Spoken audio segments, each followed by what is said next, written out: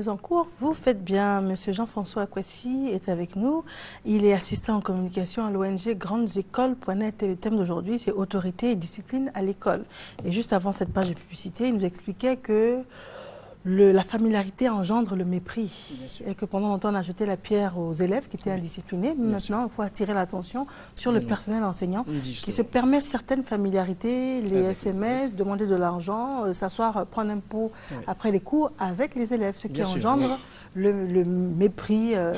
Ils sont trop accessibles, en fait. Oui, c'est cela le problème, parce qu'il faut le dire, nos enseignants, ils sont à la fois compétents, ils sont travailleurs, ils sont en même temps soucieux de la réussite de leurs élèves. Voilà pourquoi ils sont si proches d'eux, au détriment, bien sûr, de leur autorité. Mais c'est quand même déplorable, il faut le dire, parce que l'autorité, elle doit être de même que la discipline aussi doit être de mise à l'école, puisque c'est de l'autorité que découle la discipline. Puisque l'autorité, c'est en fait le droit ou le pouvoir de commander ou même de donner des ordres sans contrainte physique forcément. Donc la discipline qui est en fait l'ensemble des règles à adopter à l'école pour pouvoir réussir donc la transmission des savoirs doit également découler de l'autorité. Cela est vraiment important, il faut le dire, parce que la discipline elle-même fait partie, elle est une partie importante bien sûr de la vie scolaire, il faut le dire, et ça les parents doivent le comprendre et y remédier absolument, puisque l'école n'a pas pour mission de remplacer les parents en matière d'éducation de base.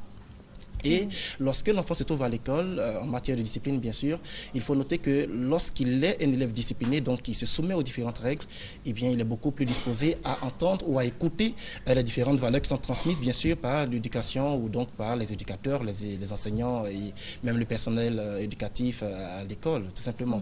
Alors donc il faut vraiment qu'on rétablisse l'autorité à l'école et c'est d'ailleurs cela j'allais dire l'une des missions premières de l'éducation nationale, rétablir l'autorité à l'école parce que l'éducation nationale elle a trois principales missions. Il y a d'abord l'instruction, donc à la fois laïque et obligatoire. Il y a aussi l'éducation, parce que nous devons préparer en fait les citoyens de demain.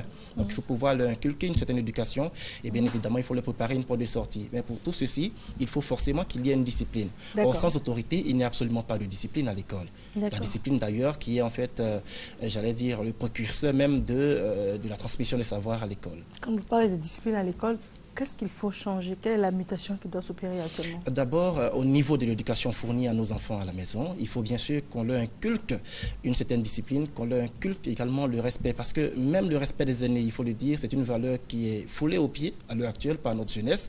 Et c'est quand même ahurissant de le savoir. Et lorsqu'on parle d'éducation de base, eh bien, ce n'est pas que les parents qui doivent le faire. Il y a également les enseignants, puisque tous les adultes doivent être engagés dans cette lutte contre l'indiscipline à l'école. Nos élèves, ils sont travailleurs aussi, mais il faut quand même une certaine discipline pour pouvoir accepter et entendre, écouter les différents enseignements de nos enseignants. Vous comprenez? Donc le plus important pour les enseignants, c'est de pouvoir faire en sorte d'asseoir leur autorité. Ce n'est pas parce que les services corporels ou même les humiliations sont, j'allais dire, totalement interdits qu'on va penser qu'on perd toute son autorité. Non, ce n'est pas cela. Et d'ailleurs, lorsqu'on parle d'autorité, il ne s'agit pas d'autoritarisme. Parce qu'à force de vouloir lutter contre cet autoritarisme scolaire, il faut le dire, on a fini par saper l'indispensable autorité de nos enseignants. Oui, mais qu'est-ce qu'il y a lieu de faire? Parce qu'au terme de l'entretien, ce qu'il y a lieu de faire au niveau des enseignants, c'est de faire en sorte, à force d'écoute, à force d'attitude, bien sûr, d'asseoir son autorité en classe. Donc, il ne faut pas se laisser emporter par l'envie de se faire aimer de ses élèves et fouler au pied donc son autorité. Mais il faut asseoir son autorité lorsqu'on se trouve en classe et même à l'école. Alors, il faut également prendre sur soi le soin d'informer les parents des enfants lorsqu'ils se comportent mal à l'école. C'est vrai qu'il y a certains enseignants parfois qui mettent les enfants dehors pendant quelques jours, pendant leur cours, bien sûr. Mais il faut informer les parents lorsque les élèves là, se comportent mal à l'école. Et justement, lorsqu'on leur remet des convocations, souvent ils vont les remettre à leurs amis ou à un camarade qui vient représenter les parents à l'école. Ça, c'est des attitudes à éviter au niveau des élèves, bien sûr.